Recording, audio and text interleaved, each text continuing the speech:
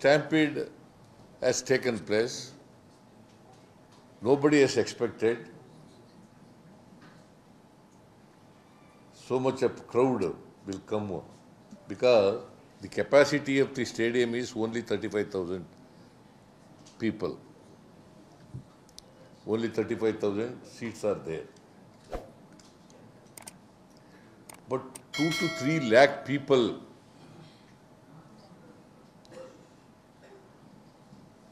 have come to participate in the celebration.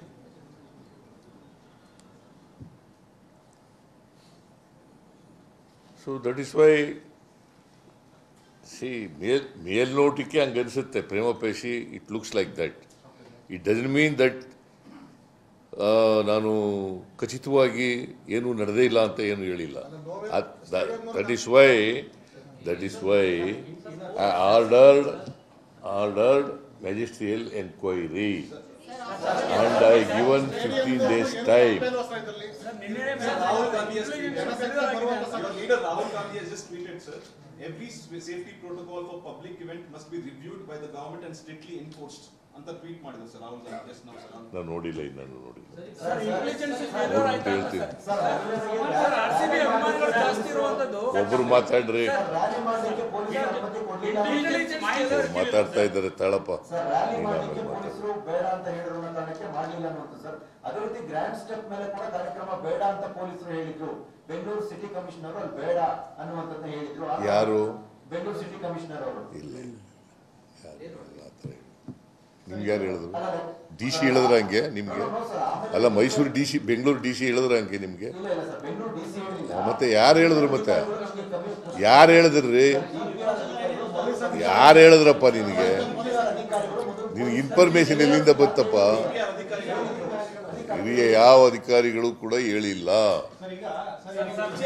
ಇದನ್ನ ಮಾಡಬೇಡಿ.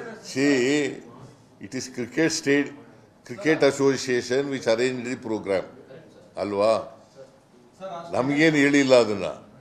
ನಾವು ಇಲ್ಲಿ ಅರಮನೆ ಅಲ್ಲಿ ಅಂತ ವಿಧಾನಸೌಧದ ಮುಂದ್ಗಡೆ ಮಾಡಿದ್ದು. ಅಲ್ಲೇನಾರು ಆಗಿದೆಯಾ? ಇಲ್ಲ ಅಲ್ವಾ? ಅಲ್ಲಿ ಸುಖಾಂತ್ಯವಾಗಿ ನಡೆದಿದೆ. ಬಟ್ ಕ್ರಿಕೆಟ್ ಸ್ಟೇಡಿಯಂನಲ್ಲಿ ಆಗ್ತದೆ ಅಂತೇಳಿ ನಮಗೇನು ಗೊತ್ತಾಗಲಿಲ್ಲ. ನಾನು ಹೋಗೂ ಇರಲಿಲ್ಲ ಅಲ್ಲಿ. ಮಳೆ ಬರಲಿಲ್ಲ, ಅಲ್ಲೂ ಸಮಸ್ಯೆ ಆಗೋದು. ನಮ್ಗೆ ತುಂಬಾ ಜನ ಕಲ್ಲು ಓಡಿಸ್ಕೊಂಡ್ವಿ, ಚಪ್ಪಲಿ ತಗೊಂಡು ಕೂರಿದ್ದಾರೆ. ಎಲ್ಲ ತುಂಬಾ ಜನ ಎಲ್ಲ ಆಗಿದೆ. ಯಾರು? ವಿಧಾನಸೌಧದಲ್ಲಿ ಅಲ್ಲೂ ಇಲ್ಲ, ಅಲ್ಲಿ ಏನೋ ನಡೆದಿದೆ. ಸುಮ್ಮನೆ ನೀವೆಲ್ಲ ಅಲ್ಲಿ ಅಲ್ಲೋ ಇದ್ರಲ್ಲಪ್ಪ ನೀವೆಲ್ಲ. ಅಲ್ಲೇನು ನಡೀತು? ನನಗೆ ಗೊತ್ತಿರೋ ಮಟ್ಟಿಗೆ ಏನೂ ನಡೆದಿಲ್ಲ ಅಲ್ಲಿ.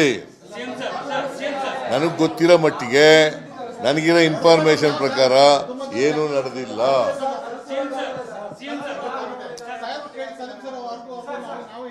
ನೋಡಪ್ಪ,